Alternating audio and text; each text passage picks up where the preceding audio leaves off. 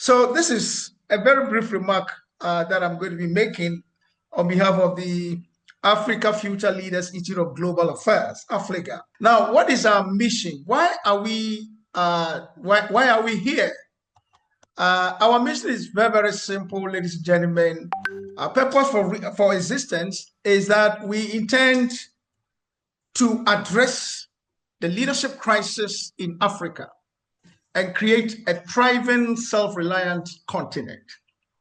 Now, we don't need to talk too much. We don't need to belabor the point that 60 years after the independence of largely about 80% or 90% of the continent, Africa is lagging behind. We can give all kinds of reasons to this problem, but I think all of us agree that one of the critical challenges for Africa has been the issue of leadership.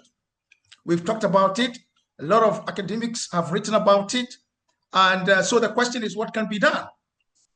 We, on this part of the world, as far as Africa is concerned, is that what we are saying is that the little we can do is to help train and equip a lot of young people who we believe that by 2050, 2060 will be the leaders of that era. In other words, how do we prepare them for that particular era? So in addressing this particular leadership deficit, we are looking at the issues of leadership failure in terms of governance, enterprise development, and community development, which have perpetuated issues such as poverty, corruption, and inequality all across our continent. We're also talking about disconnections between the governed and the governance. I mean, fostering a lack of inclusivity, innovation, and leadership practices. Again, we are looking at leadership challenges that have limited growth of SMEs, which constitute over 95%. Over 70% of Africa's population, as we all know, are below the age of 30. And by 2040, we're supposed to be the largest producer of labor. And yet there's a gap in terms of skill set. How do we address all these issues? Then, of course, corruption, as I've mentioned, all these as a result of what we call the lack of visionary leadership on our continent.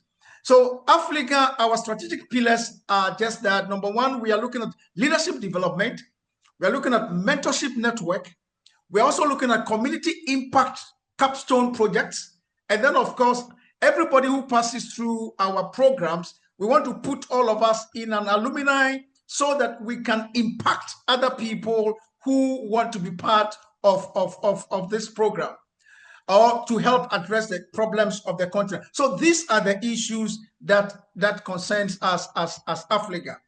And so we operate by looking at what our strategic positioning is of our programs are underpinned by contextual relevance, holistic development, entrepreneurship, and economic inclusion. We're talking about Pan-African perspective, and then, of course, global benchmarking. Everything we are doing here is to benchmark what is happening in other jurisdictions, and then empowering marginalized groups and youth and women in particular through self-development and experiential learning. That is the kind of thing that we are doing. So we've designed a number of programs that would help us to address these challenges. Number one is that we are looking at what we call one of our primary programs is called African Shapers Initiative. Now, the key objective of the African Shapers Initiative is to build leadership and governance capacity through structured training. And then we also want to nurture values-driven leaders to shape Africa's future by providing continuous learning platforms for professional and civic growth. That's one of the things that we do. Then we have what we call the Young Entrepreneurs Project. Now, this program is basically looking at young women and young men who have the desire to go into business and to build up and develop the private sector. And we are not only looking at those who have finished investing. In fact, in November, we are starting a program for teenagers, people in the region of teens up to the age of 20, who we believe that if we train very well, they can develop the private sector. That is one of our programs that we're going to be doing. And the program that we are having the ceremony today comes under what we call the Women for Africa project, which is to advocate for gender equality and women's rights, strengthen women's leadership in governance, trade, and development by also looking at, and then to provide platforms for women empowerment and networking. This is one of the projects that we do. And today's program that we are celebrating, which we are going to have our first cohort graduating, comes under this particular project. Then we have what we call globalization and intercultural leadership.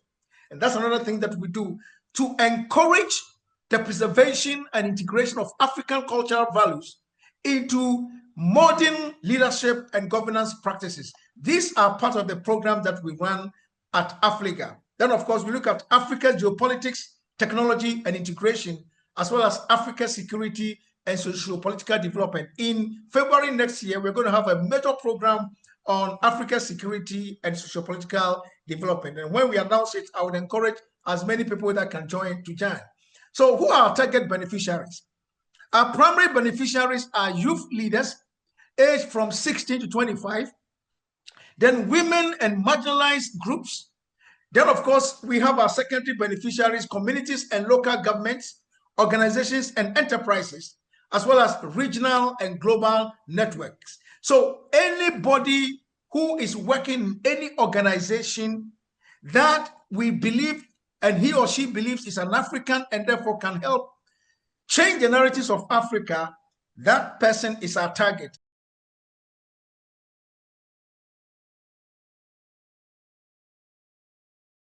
Distinguished guests, Your Excellencies, esteemed colleagues, graduates, ladies and gentlemen, it gives me great pleasure on behalf of the Council of African Futures Leaders Institute of Global Affairs, or AFLIGA for short, to warmly welcome you to this historic graduation ceremony of our first cohort. Today, we celebrate not only your individual achievements, but also the collective vision that brought us here. The vision of nurturing a new generation of globally competent African leaders who are ethical, innovative, and deeply committed to the continent's transformation. AFLIG was founded on a simple yet powerful conviction that Africa's future depends on transformative and ethical leadership. Our mission is to equip the continent's emerging leaders, especially women and youth, with the mindset, skills, and tools needed to build a resilient, self-reliant, and thriving Africa by 2050, guided by the values of integrity, resilience, Pan-Africanism, and collaboration. AFLIGA seeks to reshape Africa's social, governance, and economic landscapes through high-impact training, policy innovation, and entrepreneurial support. To our distinguished guests, Your Excellencies, Honorable Ministers, and leaders from across Africa and beyond, your presence affirms this mission. You remind us that when institutions invest in leadership, nations invest in their future. To our graduates, you are the pioneers of this vision. You have journeyed through a transformative experience, one that demanded not only intellect,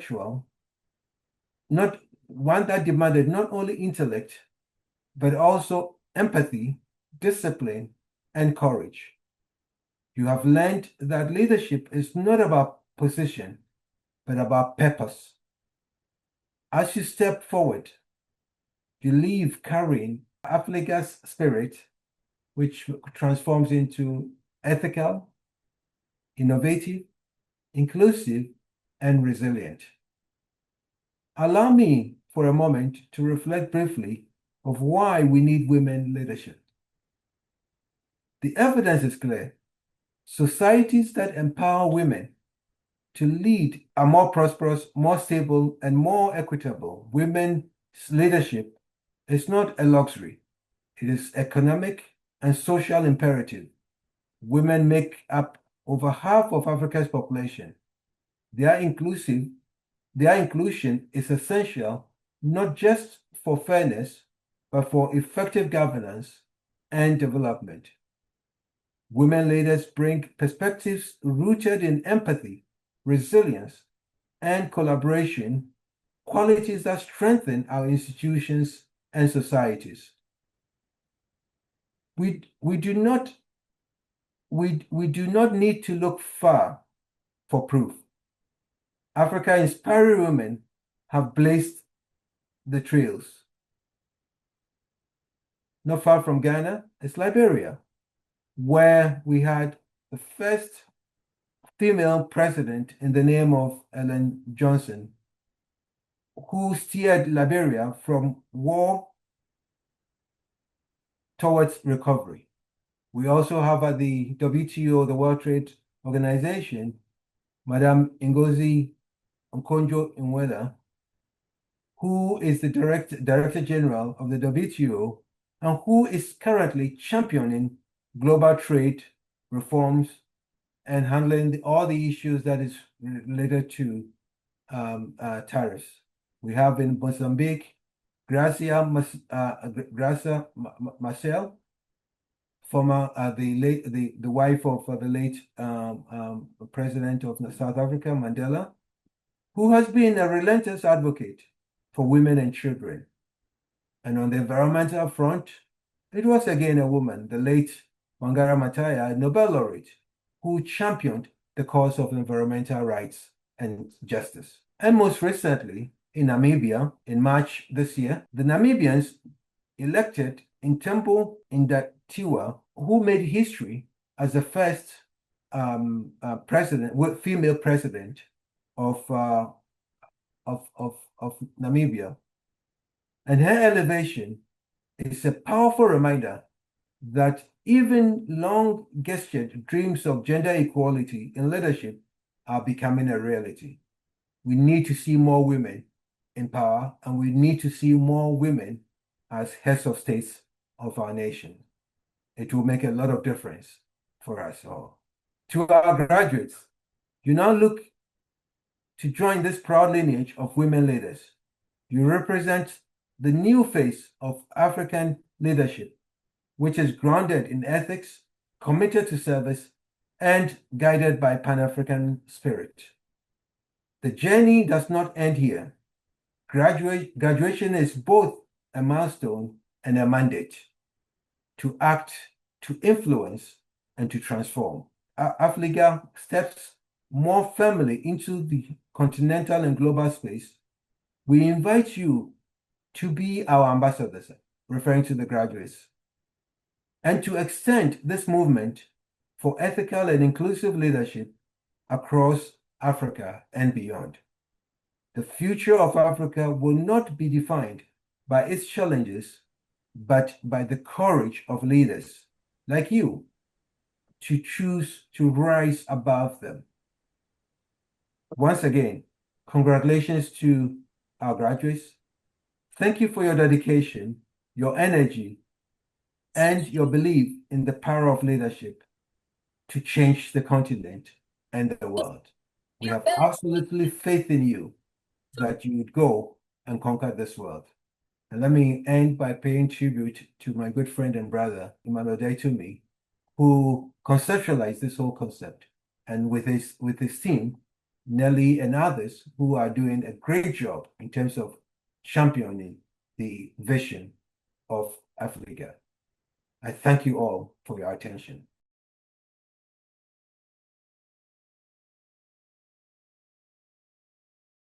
Well, thank you very much, Nelly, and the graduates who have gone through the rigorous 5 weeks program.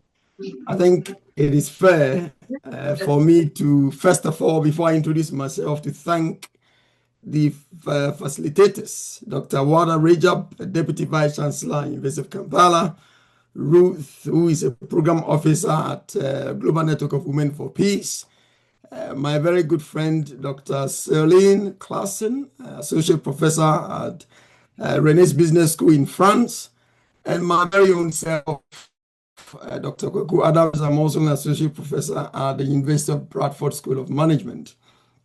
Over the years, my research is focused on gender diversity, and what amazing opportunity it was for me to have been able to design or be part of the people that design a program for which we are graduating students for the first time. I think it is fair for me to take you through within the next 2 or 3 minutes, not taking too much time, what has actually gone through the program, what the students have gained from it. I'll share my screen. I think it's fair for you to see the Word document, the full program that the students have gone through, so that you appreciate what they've gone through. A 5-weekend program for young and upwardly mobile female professionals, a 5-weekend intensive program, and the aim is to empower young African female professionals, equipping them with knowledge, skills, networks, which is very important to navigate leadership in global affairs.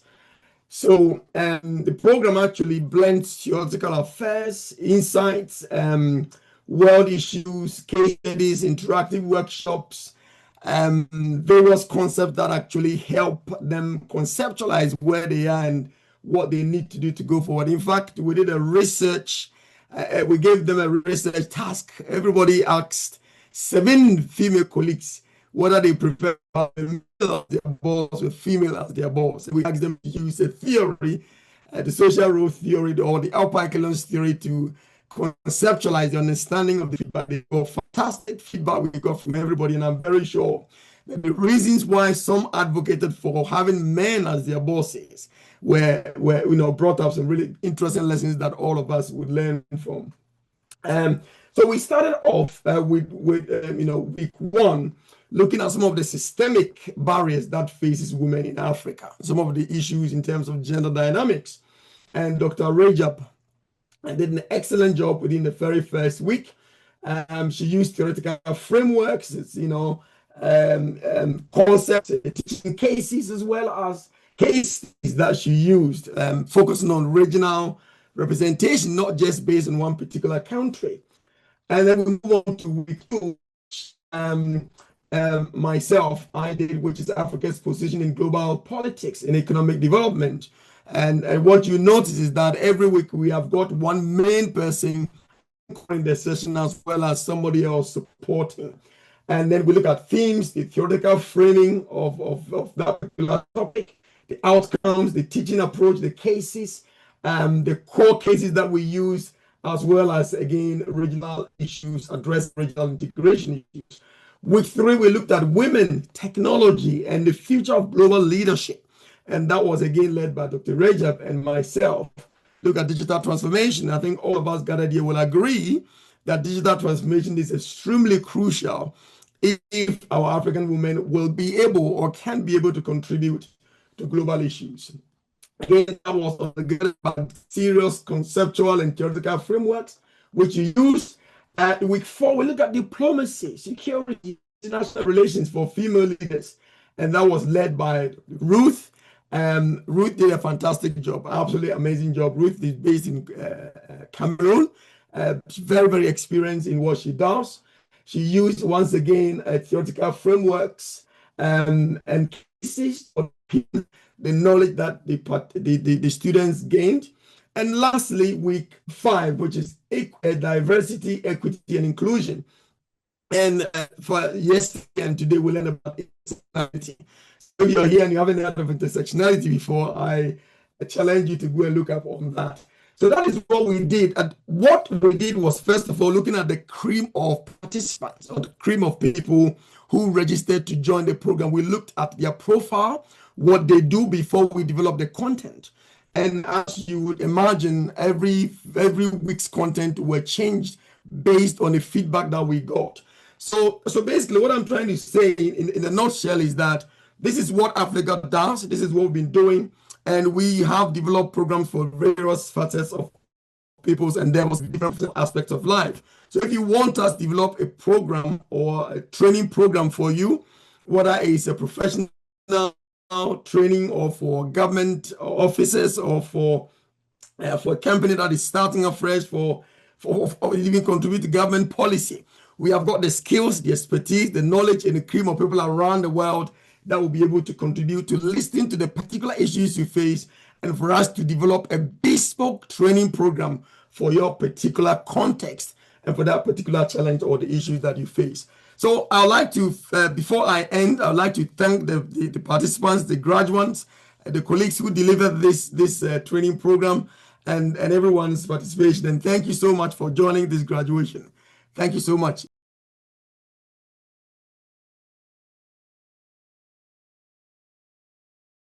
Our distinguished guests, Her Excellencies, Honorable Ministers, the Chairperson of the Governing Council of AFLIGA, the Executive Director, the AFLIGA team, our indefatigable faculty members, invited guests, fellow graduates.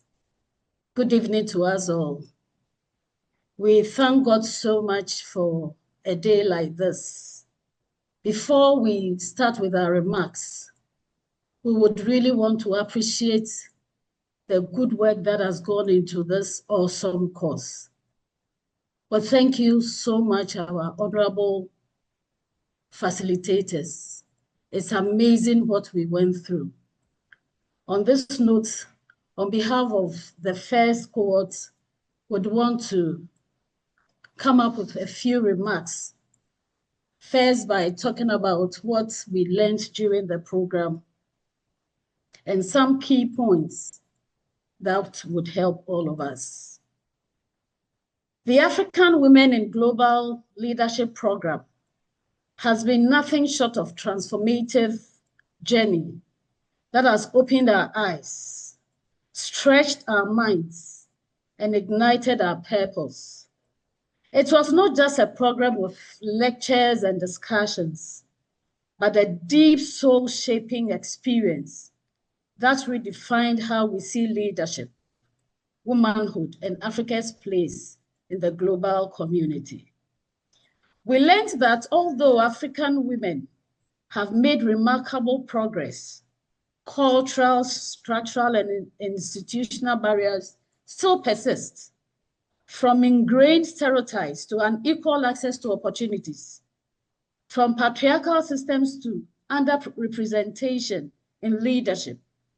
We continue to navigate these challenging terrains. Despite all this, we discovered that these barriers are not permanent. When women help other women, when we rise together in solidarity and purpose, we change the story. We also came to understand that Africa's potential is immense, and women are the key to unlocking it. Whether in governance, trade, diplomacy, or innovation, the inclusion of women multiplies progress and amplifies impact. We realize that leadership is not about dominance, but about influence, service, and transformation. A major lesson for us was the recognition that technology and digital literacy are now indispensable tools of leadership. To remain relevant in the evolving global landscape, African women must embrace digital transformation, innovation, and entrepreneurship. The future will be shaped by those who not only adapt, but lead through technology. We also learned that women bring unique perspectives to peace building, diplomacy, and governance. When women sit at the table, we can promise you decisions are fairer, solutions are more sustainable, and communities thrive. Our inclusion is not a token gesture. It is a necessity for progress. Beyond classroom learning, our cohort became a community, a vibrant network of thinkers, of doers and dreamers, We engaged with scholars, facilitators, and practitioners who deepened our understanding of gender, leadership, and social transformation. We interrogated sensitive topics such as gender quota system, the discourse of exclusion by inclusion, and the persistence of patriarchy in modern institutions, especially in political and corporate settings. We confronted the painful realities of how patriarchy still manifests in subtle yet powerful ways, but we also discovered that our collective voice to challenge and dismantle these barriers would really go far. As African women, we are not victims of circumstances. We are really architects of change. And through all this, we're reminded of a powerful truth that leadership was not meant for one gender. Leadership is a shared mandate, a divine partnership between men and women to steward creation and shape the world for good. I want to talk about the impact of this program on our lives. The impact of this program cannot be overstated. My colleagues and I are of the view that it has reshaped how we see ourselves and what we believe is possible. We have emerged more confident, more aware, more equipped to engage in leadership and policy dialogues, to occupy spaces where decisions are made, and to do so with clarity, knowledge, and grace. It has broadened our global outlook, helping us see Africa not as a continent defined by challenges, but as one which is rich with a lot of potential, a rising force in governance, trade, peace building, and diplomacy. The impact of this program on our lives cannot be overstated. It has reshaped how we see ourselves and what we believe is possible.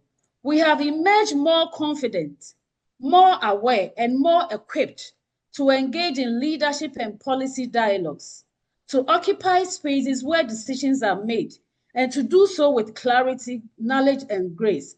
It has broadened our global outlook, helping us see Africa not as a continent defined by challenges, but as one rich with potential, a rising force in governance, trade, peace building, and diplomacy.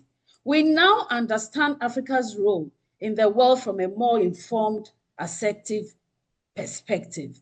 Most importantly, it has deepened our commitment to gender advocacy and inclusive leadership. We have built lifelong friendships and professional networks across borders. For many of us, this program has renewed our confidence and purpose.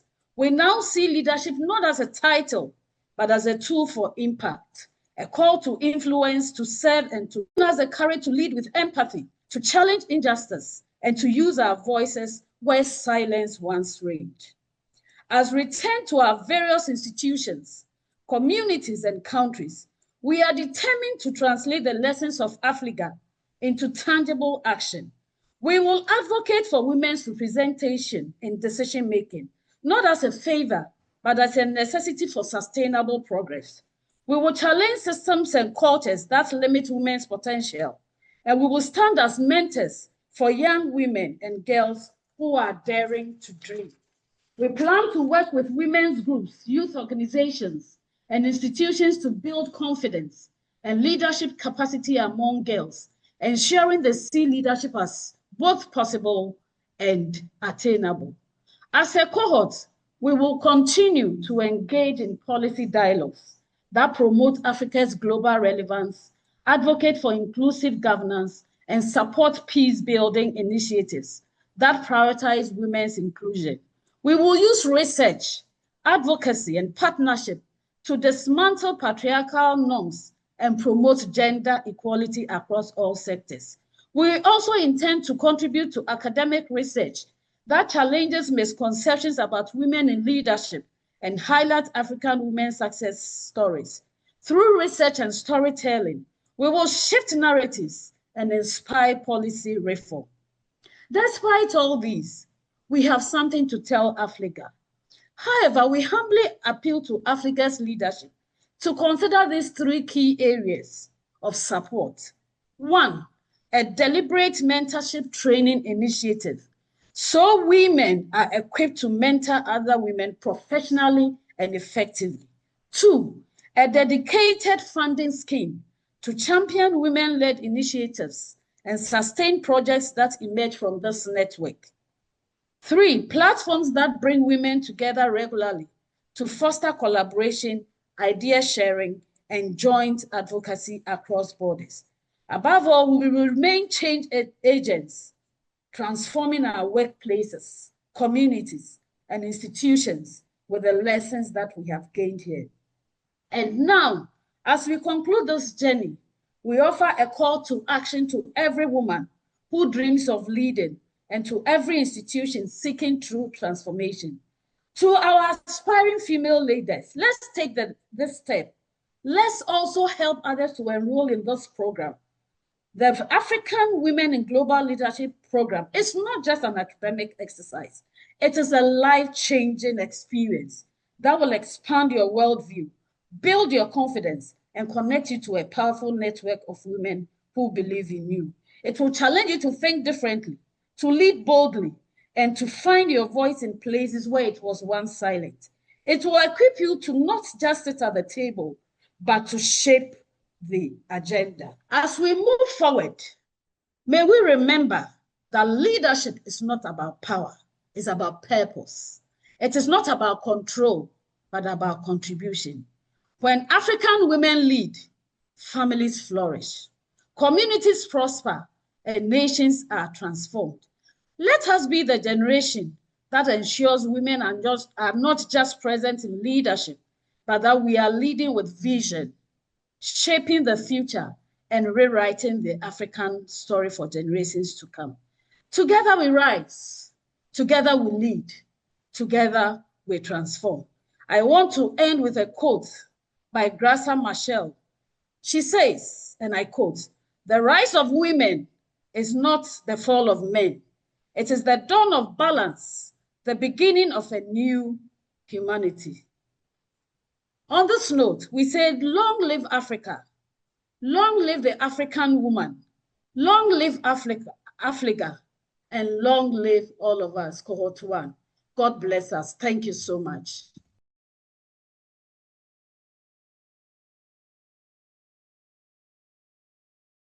Good evening, everyone. I'm happy to be part of this meeting.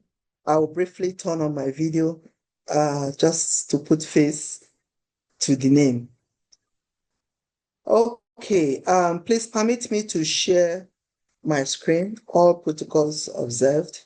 Okay, so after 5 weekends of intensive coaching and of course learning, the question is if we are ready to navigate leadership in global affairs. I wanted to listen to some of the cohorts, and that was why I joined early. And I was happy that the one that resonated with me, and of course with this presentation on Amina, the voice in Kenya who refused to be silent. From the presentation, there were a lot of barriers. And I just want us to, this evening, speaking to the graduates, let us look at intersectionality, not as identity or social construct, but as voices, your voice, my voice. So from my experience as a woman, I've had the opportunity, to express my voice in different ways as a medium of expression, as an advocacy and representation, as a platform to share my opinion, and of course to be creative in the way I voice, my perceptions or my opinion.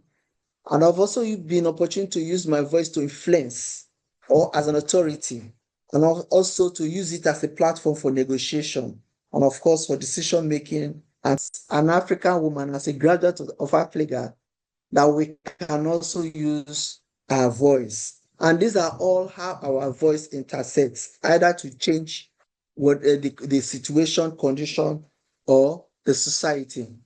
Now, in terms, all of us have a voice, every individual have a voice, but often it is correlated with their social standing, with platform or authority. Again, that talks about the intersection. And I've been in situations where I came from a poor, humble background. So usually it's when you, even though you have the intellect, even though you are intelligent, so long as you are not wealthy, people don't really want to listen to you. You know, these are all voices. Citizens also, they have their voices, you know, and their voices can also be denied and it's often contested. Organizations all have voices, like AFLIGA. AFLIGA is a voice now through us, through you, the graduates. Even the marginalized, they also have voice. Remember Amina, who is a refugee in Kenya and at the same time disabled. You as a graduate, you have a voice. And there are also other voices, in spite of your own voice. There are, you know, it could come in form of ideas, data, faction, culture, society, even fear, even your dreams, even your imaginations, your education, your peers, even AFLIGA itself, like I've already mentioned, also has a voice. These voices, all of them, they operate through social, political structures, institutions of human society, and transcend beyond, across culture, borders, and even the cosmos. Again, AFLIGA is a true example of all of this. The graduates, you know, selection of the graduates and the facilitator goes across borders, and of course, the cosmos. And shortly, I will come to what I mean by the cosmos. The question is, you know, and again, from my own personal experience, how do you want to define your voice as a graduate of AFLIGA? What is your voice and where is your voice? You know, as a graduate of African Women in Global Leadership, you can define your voice beyond mere sound or spoken language, like we are talking to each other, communicating now, to a universal language of expression, truth, and existence. I think when the chairman spoke, he talked about the need for us to have a good crop of leaders, talking about 60 years of 80% of the countries in Africa and the leadership where we are today. How do we begin with the youth? I think that was also what inspired me to go into institutions of higher learning, you know, my own experience, and of course, my lived experience with the society itself, to say, oh, we just need to have a different mindset of leaders if we want this continent to change. And the question is, in the next 25 years, which is 2050, will your voice be the voice of legacy and with enduring impact? I mean, I'm asking the graduates this question, and I hope and pray that in your heart of hearts, you will truthfully answer it. If your answer is a no, you may want to be your answer is and be true to yourself. Because that's if in the next 25 years, AFLIGA will hold this conversation again to say, how have we failed? Will your voice still be standing, or will your voice, would it have disappeared? Even AFLIGA itself, I hope AFLIGA will still be standing. Now, will your voice also transcend AFLIGA, live beyond AFLIGA, your work, influence, memories, and the principles you stood for? Will it remain a non-negotiable voice of conscience and determination? The women that were mentioned, Ngozi Okonjo-Iweala, the first president of Liberia, all of the women in high positions, if you sit down with them and they tell you what they have gone through, are you willing to go through those kind of sacrifice? It comes with a lot of responsibilities and sacrifice. And it will only take voice of conscience and determination to pull through. One thing that I have found very, very interesting is that some of the people that have helped you, or that will help you, or that are helping you to find your voice, that gives you platform, a time will come, the obstacle that you may face. From my experience, I had some ladies, women, very wonderful women, could, you know, they did all they could to help me gain all the platforms. When I began to gain the platform, at some point they became threatened. When I began to, you know, when people began to invite me, I began to speak, began to write, you know, they began to feel threatened. These are the very voices, the very platforms that were created that helped you, to say, oh, we want to push this voice forward. A time like that may come. You may express that. When that happens, what will you do?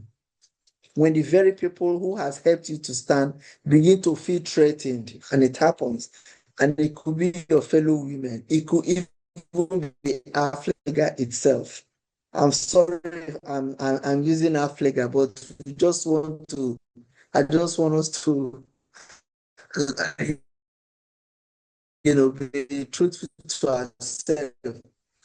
So will your voice remain a universal true voice that no culture or border can dispute? When it comes to issues, we all have our culture, we all have our perception and opinion about culture, religion, or all of that.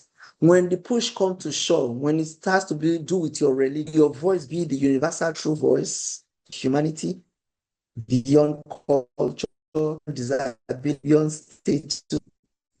Will your voice still speak even in silence? Will it still speak even when you are not silent? It's still a voice. If all of these questions and your answer is yes, then you are sure that your voice will have not just to your generation, but even generation yet to come.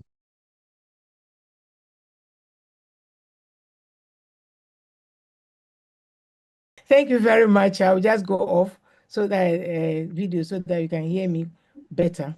I'm really very excited to be in this evening. I don't know. Anytime they are talking about women, is my very heartbeat. So, Your Excellencies, Honorable Ministers, and distinguished guests and graduates, I say good evening to you, and I stand on existing protocols to just proceed with my statement or my experience.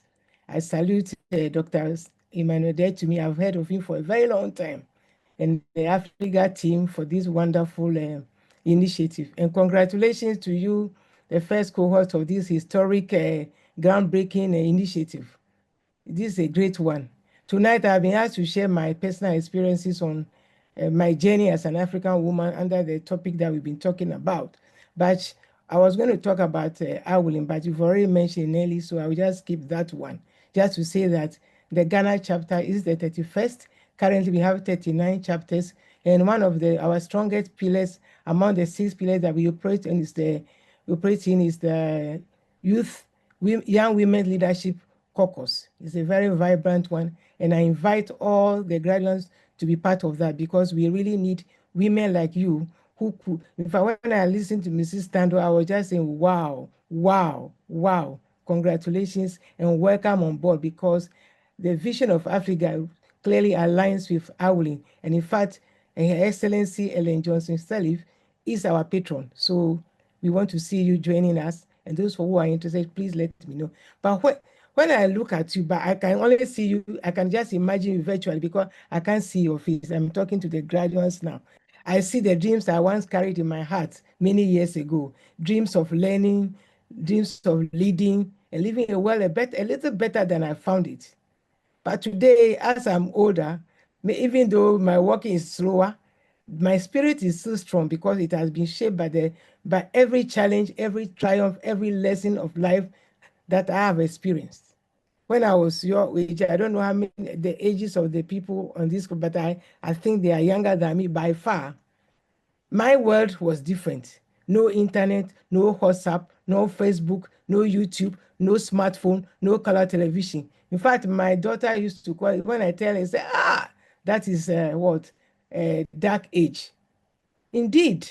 Why am I saying this? Because the world today has so many opportunities, so many channels, so many platforms that we can learn from. So really, we do not have any excuse not to be there, not to be visible.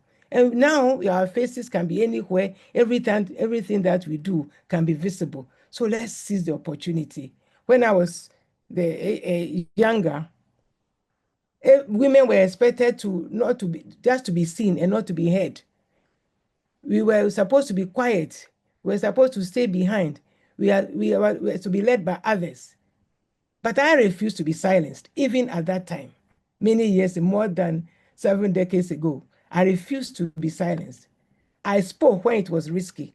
I worked hard when it was necessary. And I stood alone when I found myself lonely in the media, serving there for many years, from Nigeria, Ghana, and I still do a lot of work in the media.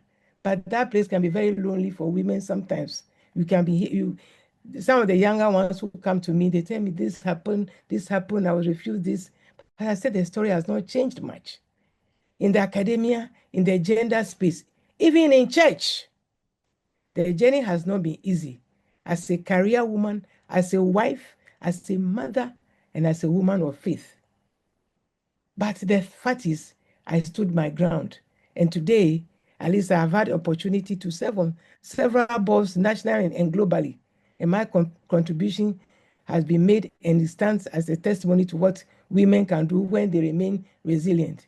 And I continue to do so until I have no breath in me. But my secret weapon has been, because you want me to talk about myself, that's why I'm saying something simple, has been determination. I made sure I seized every opportunity to add value to myself. I recall when I decided to apply for a prestigious scholarship to do my master's in the UK. I was told at age 42 I didn't stand a chance, but I applied anyway, and I got it. When I got to the interview room and the panelists, they asked me, you've been out of school for so long. Why are you here? I said, you have already answered me with all due respect. The answer is in the question.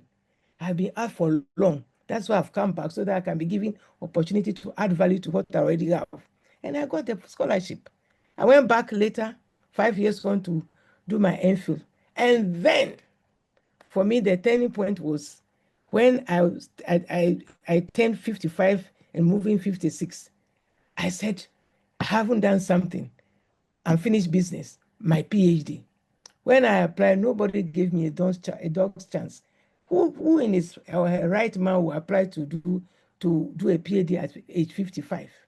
Even when I applied for study leave, where I was teaching at the tertiary institution, I would not mention, they refused to give me the study leave because they felt that I was too old. By the time I finished, I may not be of any use to them. But I went anyway, and I finished, and I got my PhD as a personal gift to myself at 60, birthday gifts. I got it. And today it continues to open doors for me because I refuse to listen to the naysayers. I told myself I can. And today many people call me or I meet them, they said, Doctor, what you did has inspired me. And I continue to inspire women, particularly women who have finished having children, their children are gone, they don't know what to do with their time. I said, do something different. And some of them have gone ahead to do their PhDs and they are enjoying it. So my sisters, I don't know whether we have brothers in the group. It's not just about the certificate. It's about what value you want to add to yourself. And for that value, you can cascade to other people who will be inspired to add value to themselves.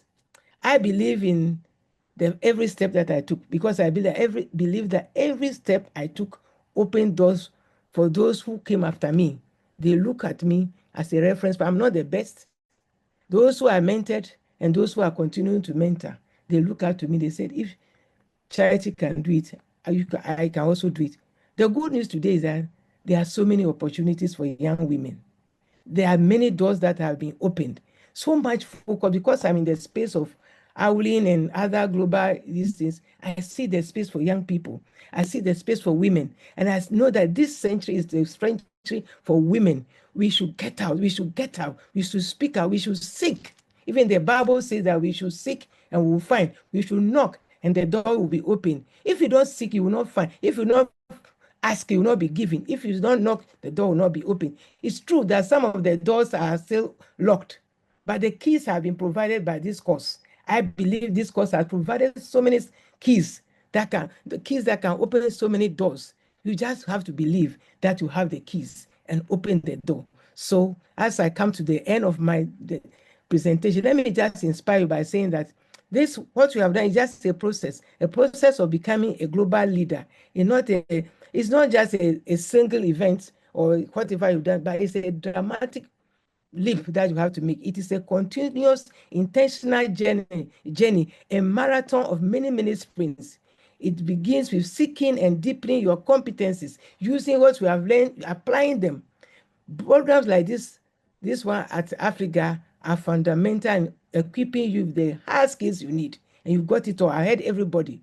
But the process extends far beyond the classroom, beyond what you have learned. It involves building the soft skills like networking, so important, not as a collection of contacts, but a web of meaningful, mutually supportive relationships, decent communication among others. You have to nurture the connections you made during the training and those who have made hereafter or even tonight.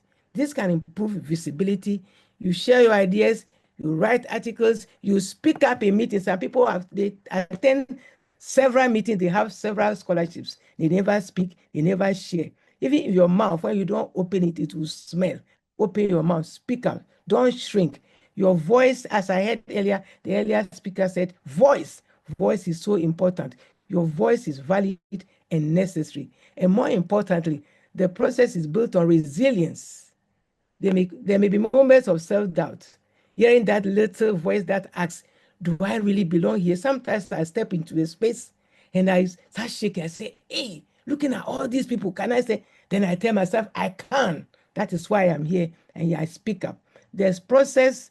So the answer is yes, you can. You can do it. So let's tell ourselves, let's take action. Let's do something different from what we were doing before we joined this program. So people will see the difference.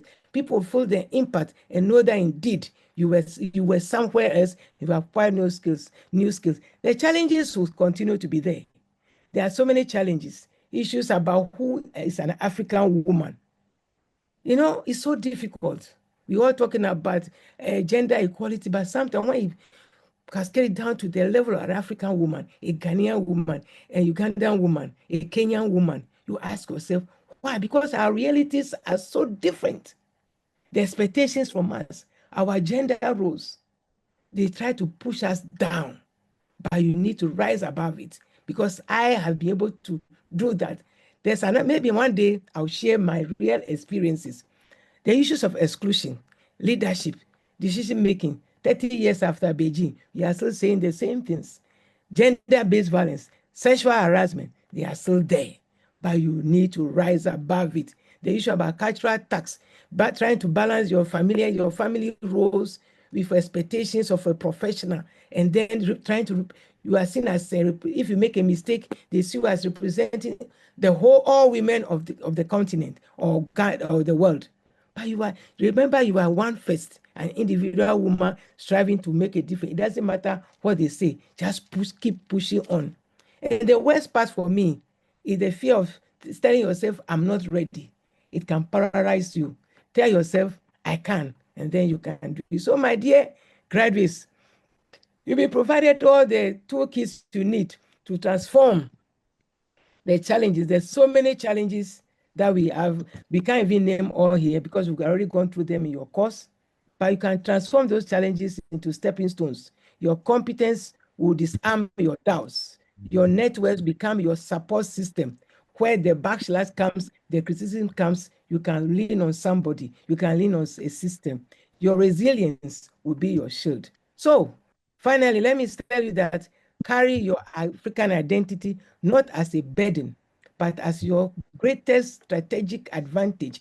Lead with the wisdom of those before you, and the things that you've learned, and even those who are with you, and the innovation of your generation.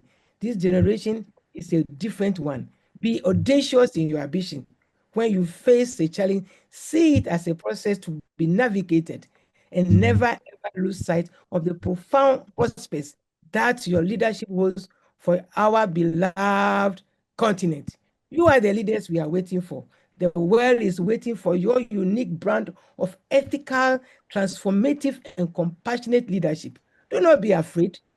Do not wait for permission to take your place at this table. Learn, work hard, speak up, and lift up others as you climb up. Remember that leadership is not titles and certificates alone. It's about service, compassion, courage, and above all, character.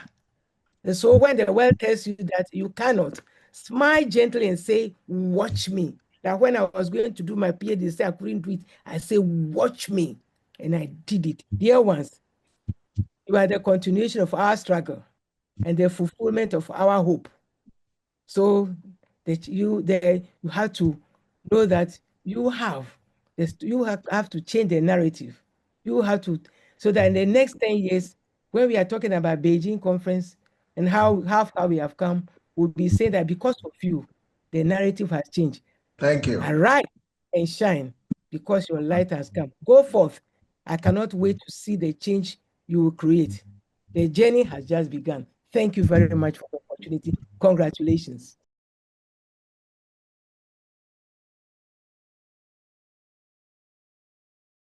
Thank you, and to the distinguished women leaders on this graduation program, online program, to the excellencies, the organizers, founding members, and the AFLIGA Governing Council, the graduating cohort partners and friends.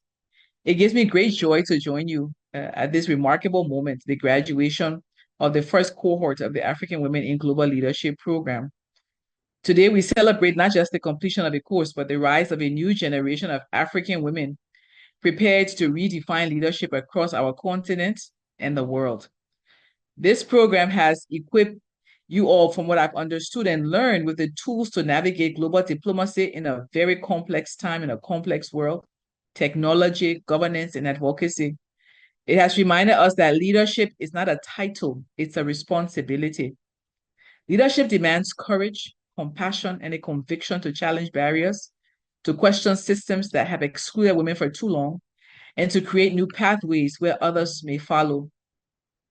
I've learned about the 5 weeks, the 5 weekends, the intensive engagements, the themes you've explored, especially the ones on engendering governance and engendering technology. I'm proud to be the foreign minister at this time, the first foreign minister in Africa to have launched a feminist foreign policy. We're working on engendering our foreign policy, and we have a couple of countries now that want to follow. But you've been engaging in peace building and diversity and so forth. You've learned from stories of women who came before us, women who've shaped our trajectory in Africa's leadership story. You studied my own president, Ellen Johnson Sirleaf, who has led Liberia with resilience and reform. Ngozi Okonjo-Iweala, who shattered ceilings in global trade. Lema Boye, our own peace activist, who changed our history. Amina Mohammed, my mentor and my big sister, whose global voice continues to influence the UN's development agenda. Our world today is in transition.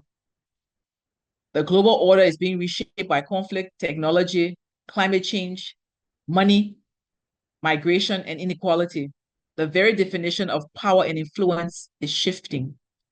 In this era of uncertainty, the question before us is clear. What kind of leaders will African women be? And what kind of leaders should African women be? We must be leaders who see beyond borders, women who can interpret global trends but respond with African solutions. We must be leaders who understand that the world's future will be determined not only by political decisions, but by moral courage, the courage to do what is right, even when it's not popular. African women have always been at the center of transformation. Through history, we've been overlooked a lot. But from Queen Nzinga's diplomacy in Angola, to Ya Asante-Wa's defiance in Ghana, to Funmilayo Ransome Kuti's political activism in Nigeria, and to the brave market women of Liberia who fueled our peace movement, African women have been the heartbeat of progress. Proud to say we had another African woman. The first to be the president of the UN General Assembly was a Liberian, Angie Brooks Randall, in 1969. She was only the second woman after an Indian woman in 1953. African Women in Global Leadership Program stands on this foundation, the foundation that these women have laid for all of us. And it reminds us that leadership is not an imported concept. It is part of our heritage. It lives in the resilience of our mothers who rebuilt after war, in the innovation of young entrepreneurs shaping digital Africa, and in the courage of women who speak truth to power. Africa needs your voice. I've heard many speakers talk about your voice, but truly, indeed, we need your voice, but not only in Africa, but around the world. I have had leadership roles around the world. I've served as the UN resident coordinator, head of the UN system in countries like Nepal, in South Sudan. I've been deputy representative of the Secretary General in peacekeeping operations in South Sudan. I've been humanitarian coordinator in Yemen, head of UNICEF in Yemen, in South Sudan, served in Nigeria, served countries around the world. And one time in Yemen, when at the time the Yemen response was the largest humanitarian operation in the world. And I was leading UNICEF, managing $1.5 billion for 1 year. And I had to set up a system to pay cash benefiting almost 9 million Yemenis and paying it remotely, cash in envelope. I had to lead that system. And my marching order was that the Iran-backed Houthis should not have access to that cash.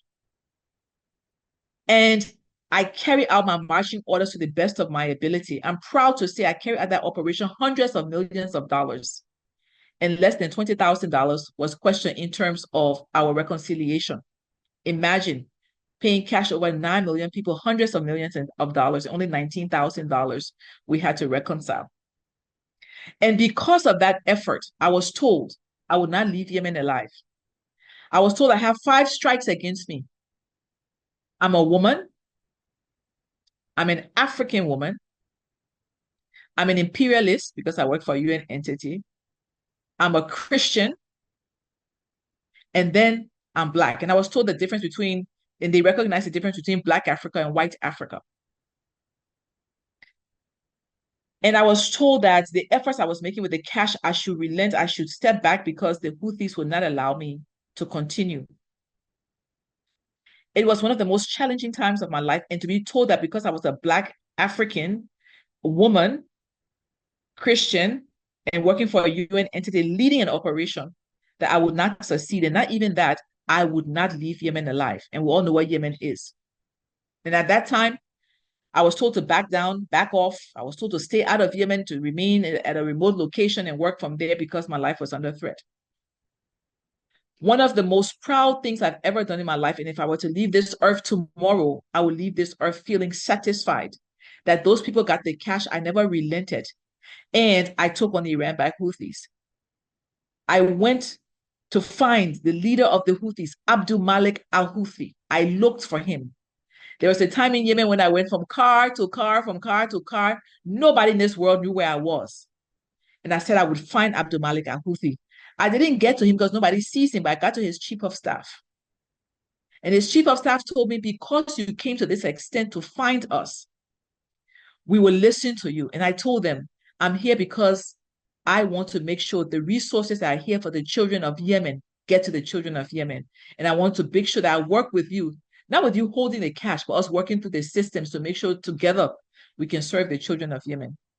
I'm proud to say that those who were threatening me ended up at some point being arrested. The case reached the UN Security Council. I'm proud to say I was promoted after that for serving well. But I leave that experience feeling so proud that as an African woman, I made sure that the war economy that was being set up and utilized under our watch at that time, I was able to break it. Our voices are not needed only in Africa. They're needed all around the world. We take the bravery of Africa to the world. We take the courage, the resilience of African women to the world. And we stand proud and tall to demonstrate leadership, not when it's easy, not when it's popular, but when people say it's not possible. And when people say you can't do it, that's when we do it. When people say that African women cannot make it in certain spaces, we get into those spaces, we rise in those spaces, and we excel in those spaces. My experiences as a Liberian woman helped to shape my leadership.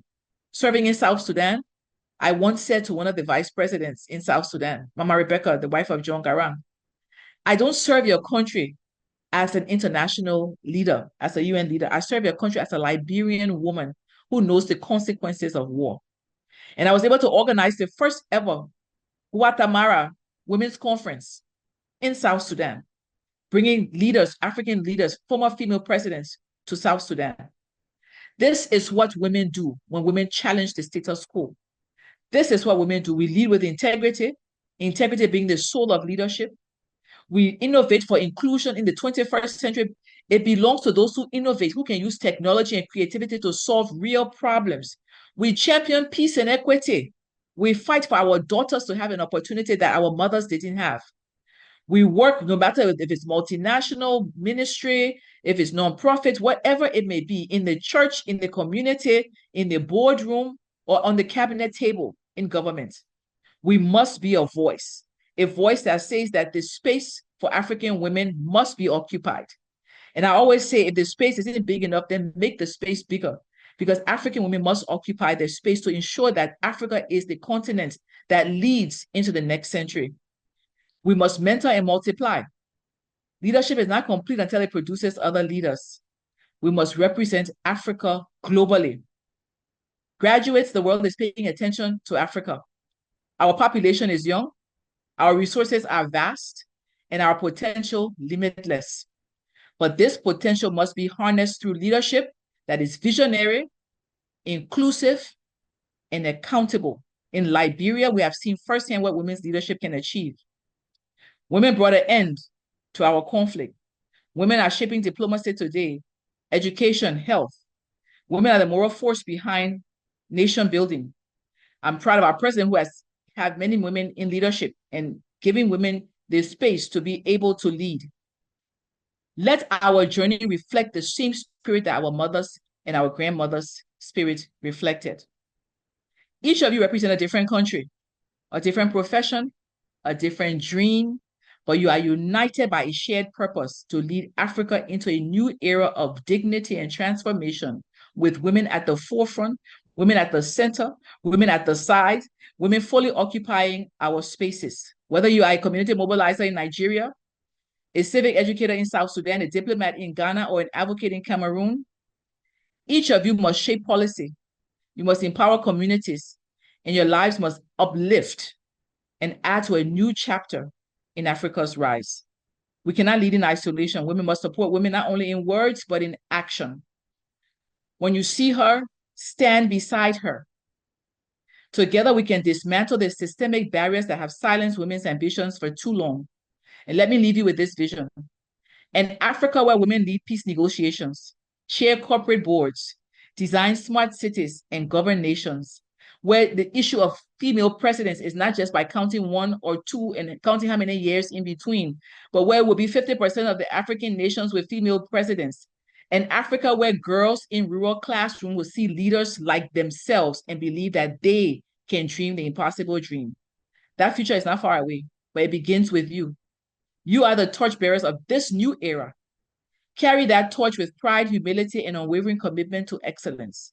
I recently told President Ellen Johnson Sirleaf that I identified not with her titles, not with all of the accolades, but with her journey of exile, her journey of pain and suffering and struggles.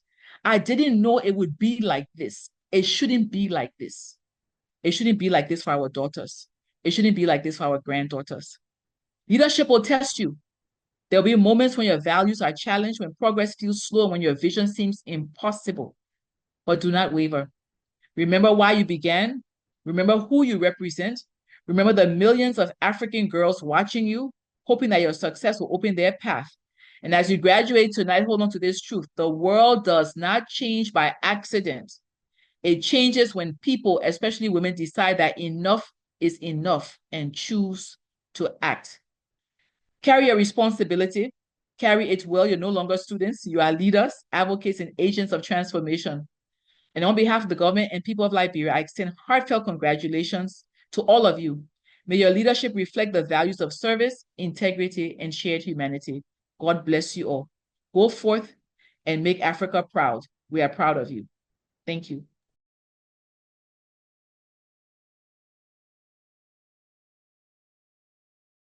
Esteemed conveners of the virtual graduation ceremony of the African Women in Global Leadership Program, special guest of honor, Her Excellency Sarah Beisola Nyanti, who is the Minister of Foreign Affairs of the Republic of Liberia.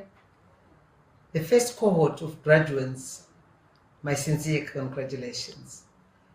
Ladies and gentlemen, it is my sincere pleasure to be speaking to you from Zimbabwe at this auspicious occasion as we witness this groundbreaking initiative for women empowerment. I am dedicated to seeing Africa that is united, cohesive, peaceful, and that stands heads and shoulders above the rest of the world as the cradle of mankind. And as we all know, Africa is the richest continent when it comes to mineral wealth, human resources. So for us to realize this objective, we must consistently make ourselves available to the call of duty to fight for the emancipation of every woman, man and child on this continent. As the Minister of Women Affairs, Community and Small and Medium Enterprises, I'm particularly concerned about making sure that we remove systemic barriers in leadership. And we know that these exist and they can hinder progress and create unnecessary obstacles. In my own experience, I've encountered numerous barriers, including lack of communication. Poor communication can lead to misunderstandings and ineffective problem solving. As women especially, we have a duty to encourage open and transparent communication within the teams we lead or are part of, so that we foster collaboration and innovation. I have encountered resistance to change. I've also encountered patriarchy. I've also encountered jealousies. But when it comes to men, we have seen the threat of just having a female leader coming from the way they've been brought up. So this is an area where we need to work with men in whatever we are doing when it comes to gender equality and women empowerment. The idea of women in leadership positions was not always readily accepted in broader society. The idea of women getting an education was resisted, but we still see a major hindrance, which is we face, a lot of women face. This is lack of resources. And this is because of the history of our country. Most means of production have always been in the hands of men. So when it comes to politics, it requires resources. And we see our women really lagging behind, especially when it comes to going through parliament. Financing a campaign is an extremely difficult process that requires considerable resources. So with these limited resources, we see talented individuals, especially women, failing to realize their potential. As a leader, personally, I have a duty to mentor rising stars and optimize their potential. But we still have the challenges which are there, and they are quite numerous. We continue to talk about the disadvantages of silo mentality and rigid bureaucracies. And when we also talk to each and everyone, whether it's in the public sector or private sector, the importance of diversity and inclusion. There is also numerous challenges which can be overcome by determination and perseverance. Just to say, I can do it yourself. So as a Pan-Africanist, I'm delighted at the prospect of an integrated African continent. As I have alluded to, Africa is the richest in terms of mineral resources and human resources. We do have the youngest demographics. Already we are seeing economic growth as a push factor for integration. And to meet this growth potential, the African Continental Free Trade Area exists to create a single unified market, boosting economic growth and development.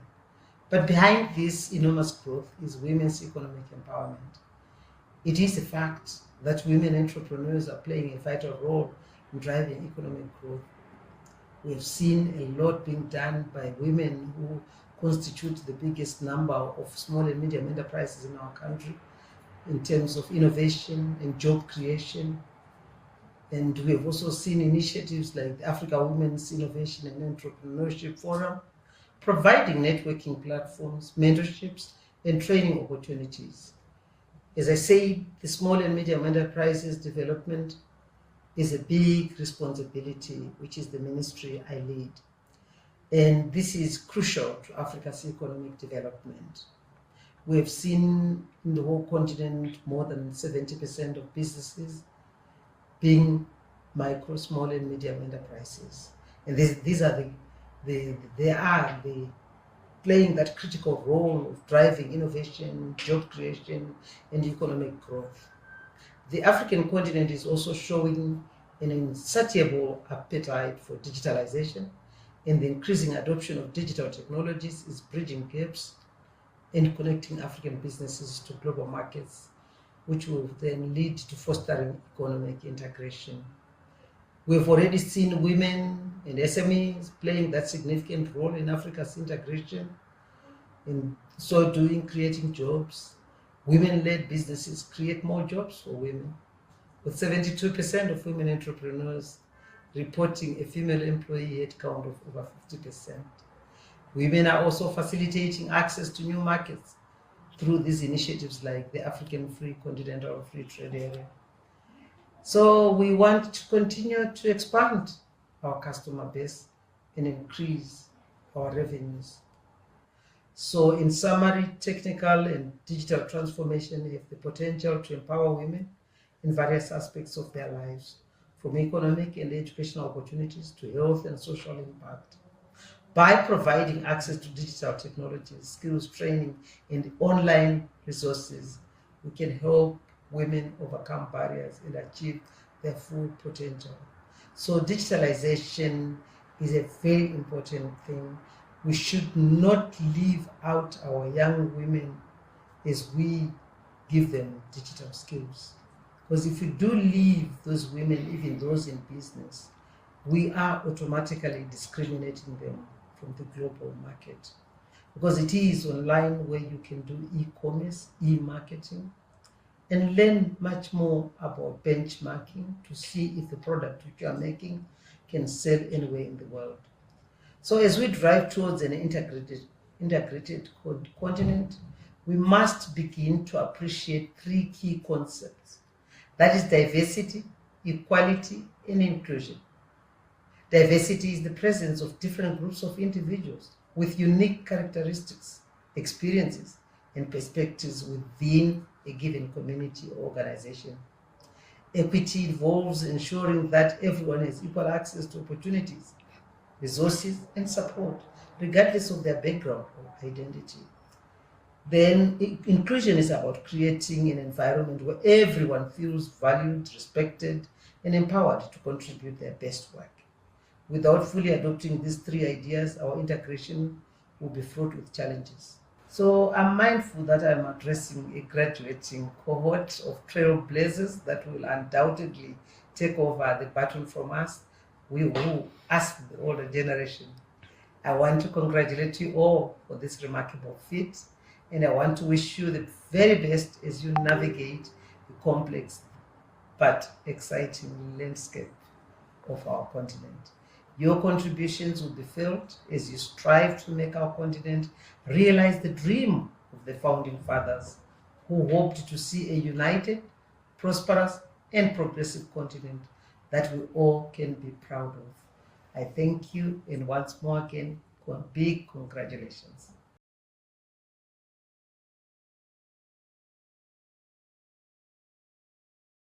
Your Excellencies, the AFLIGA leadership, dear graduates, all protocol duly observed, ladies and gentlemen, I'm deeply honored to speak with young Africans who represent the next generation of change makers.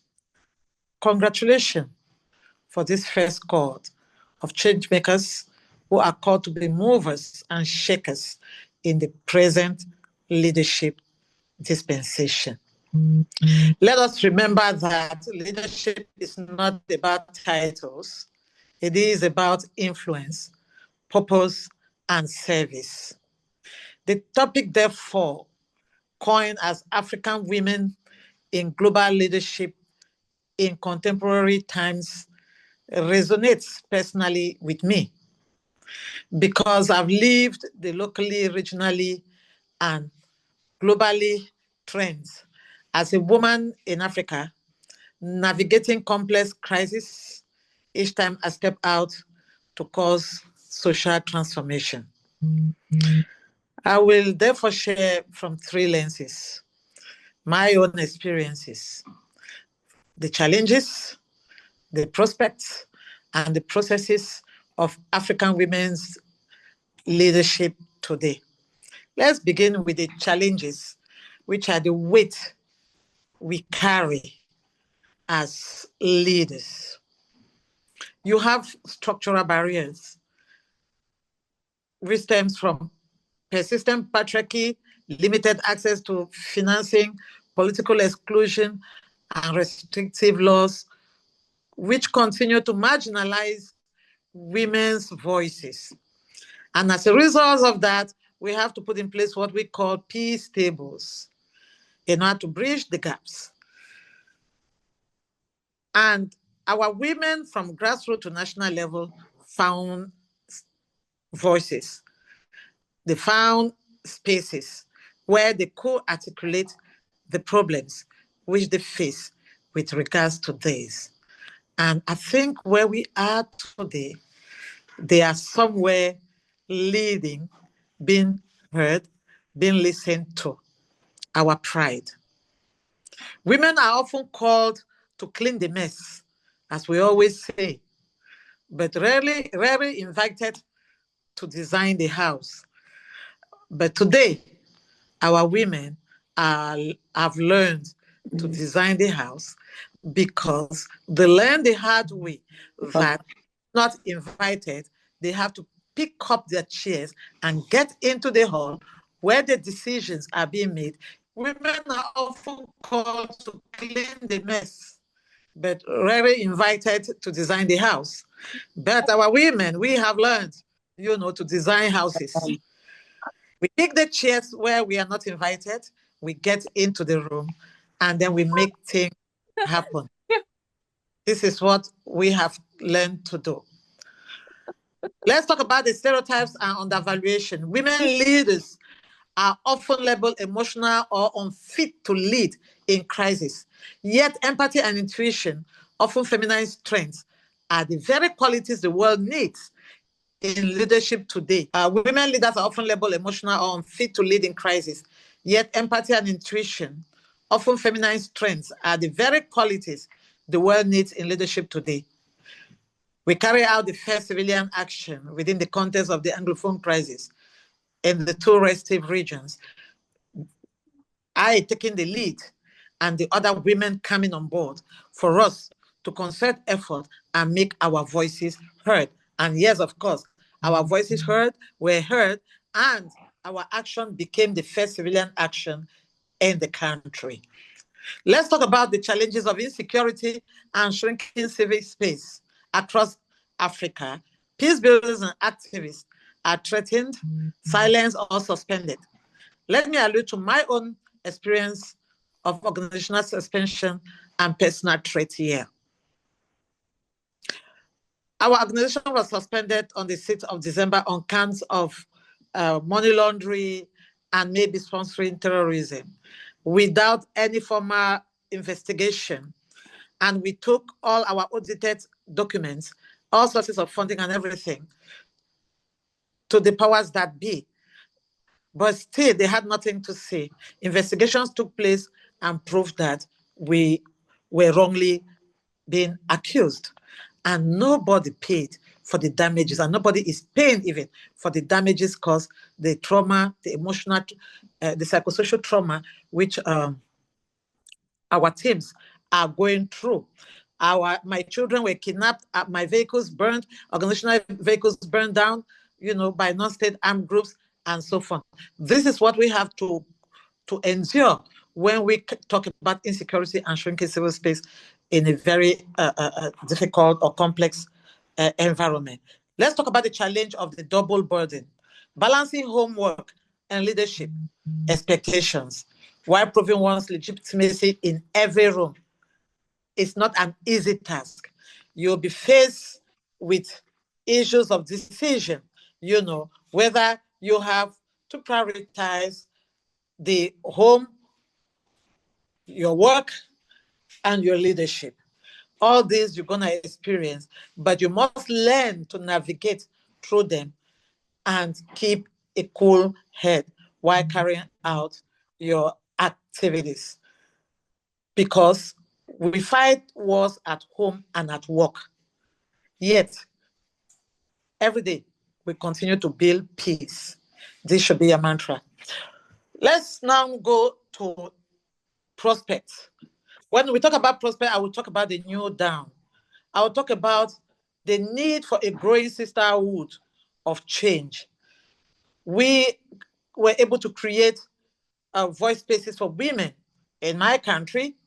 For example, we have the Community Women Peace Mediators, we have the Southwest Northwest Women's Task Force, the Cameroon Women Peace Movement, and many others.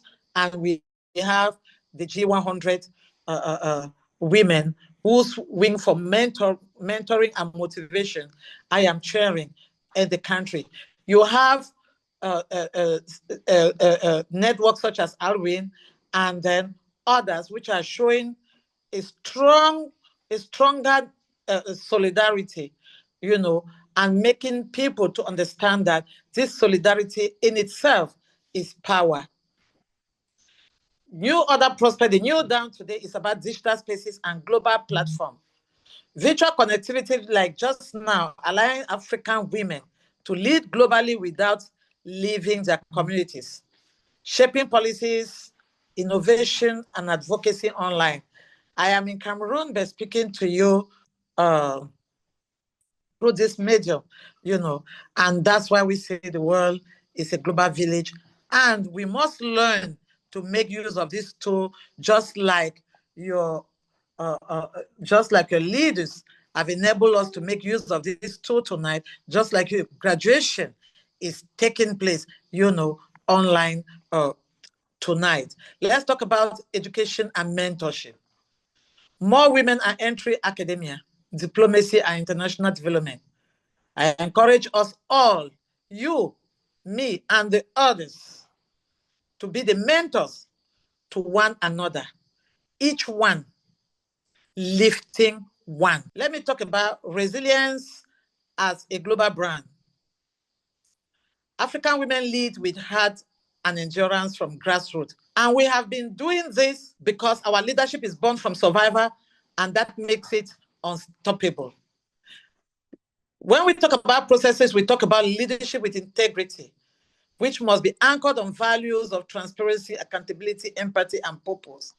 Building cross-continental networks, policy influence, and then investing in the next generation as they have done with you.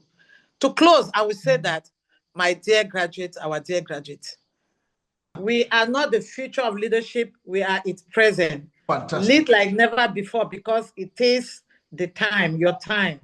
The world cannot afford to talk about global leadership without African women at the table. As graduates today, rise not as symbols of resilience, but as architects of transformation.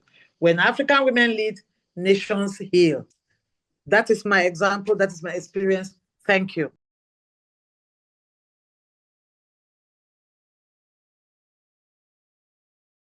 Good morning, good afternoon, good evening to each and every one of us, depending on your location. It is a privilege to join you today to have this very insightful conversation on the topic African women leadership in global leadership. Oh my goodness, having listened to the previous speaker, I'm so much inspired. So, I want to stand on an existing protocol to share my experience. I want to make it snappy because I realize time is not on our side now.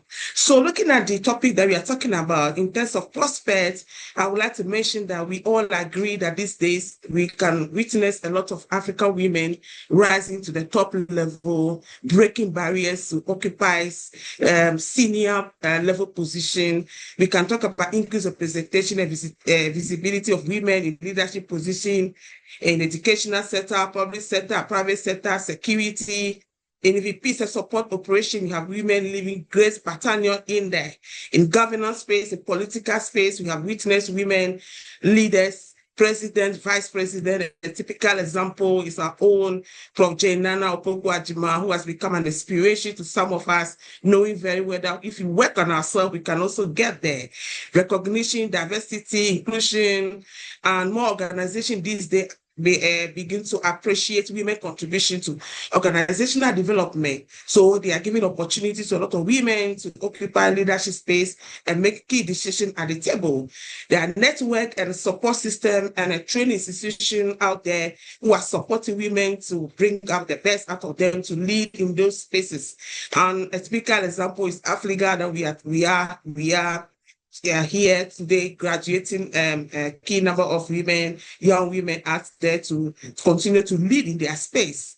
In terms of processes, I'll lay emphasis on education, mentorship, building your network and your branding, creating meaningful collaboration with others that will open great doors for you to continue to excel, leveraging opportunity and resources. Here, I will share my personal experience very, very briefly. I think education, for me, is a key to your success as a leader. As a leader, you can always speak up what you know. What you know, you can share with others. So for me, education is key. So you are in the right direction.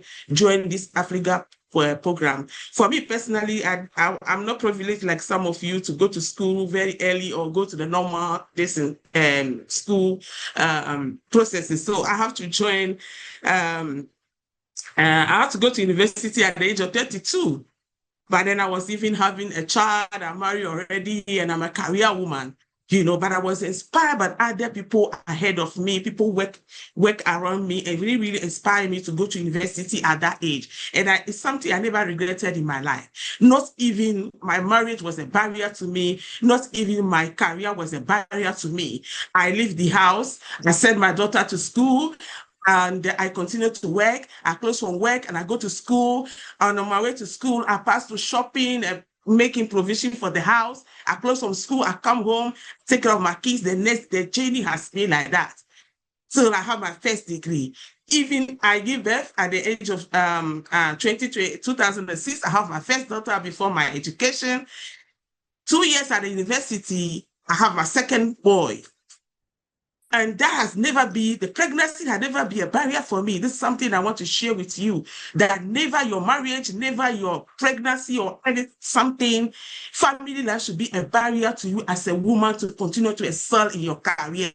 No, continue your journey. You have to learn. The education gives you opportunity to the next level. So you must continue to learn. Then, I finished my first degree, then he gave me opportunity for another job. Then again, I said, okay, I am moving on to my second degree, my master's at GIMPA, public administration. And again, I got pregnant again. It doesn't stop me. I go to work, I go to school, I study. The day I was writing my final paper, I knew that I was going to go through Caesarea session. When I was leaving the house, I packed my everything in the car and I set off. I went to school, I wrote my exam. Then on my way back home, I stopped at the hospital on the machine. The next day, they did a Caesarea session on me. So the pregnancy, family life should not stop you as women leaders in your space, wherever you find yourself. 3 years ago, I wouldn't have been able to even join this, to even talk like this. But education made me to break all those barriers to be able to be the woman in my space. When my boss was going to school 3 years ago, I was made to be the leader or to take over her position. There was so much of, she can't do it, she cannot make it, it's difficult, she's not up to the task. And I said, okay, that is their view, but I'll show to them that I can do. I can't say it has been rosy for the past 3 years, but I have made it. And I'm very proud that I have really, really made it. So I want to encourage you, if you are given this opportunity, don't deny it. Until you try and fail, don't say you have failed. So never deny opportunity as a young woman leader. We learn from our mistake. So until you do a mistake, you cannot learn. So it's very important that you take up leadership role, continue to excel in your space, take the risk to move forward. This evening, I want to leave you with few things. You know, the barriers we continue to face, the stereotype, the stigma, the biases, the marginalization, the power of patriarchy that is always preventing women. Men still think that, oh, you are a woman, you cannot do. Those things are there. But when you stand and you know your value, you know who you are, what you want to do in life, you will break those barriers and continue to excel in your space. Your family's life, your family's support. You know, we need support as a woman. That you may not get the support, but always develop strategic approach to excel or to break those barriers and continue your journey as a woman, as a leader. Now, another interesting thing is that, you know, if you are not determined, people will make decisions for you. So you must be determined. You must be proud of yourself. You must know yourself, know your value, stand by them, identify your weaknesses and your strengths, know your strength and leverage on them, and continue to inspire in your space. I would like to leave you with this. Anytime you are given opportunity, as I said, do not deny it, try it, make sure you excel in your space. You continue to work on your career development, learning, and join network of women leaders that are all there, and also learn from them. Let someone be an inspiration for you. Look up to that person. Let it be your mentor, and learn from that person and continue to grow and excel in your space. Nothing is difficult once you are determined as a woman leader. You will be there and you will excel. So I want to leave you this evening with this few words. Congratulations to you. I think you find yourself at the right space. I really appreciate the vision of AFLIGA. Thank you very much, Dr. Emmanuel, for this vision, and God bless us all. Good night. Thank you very much.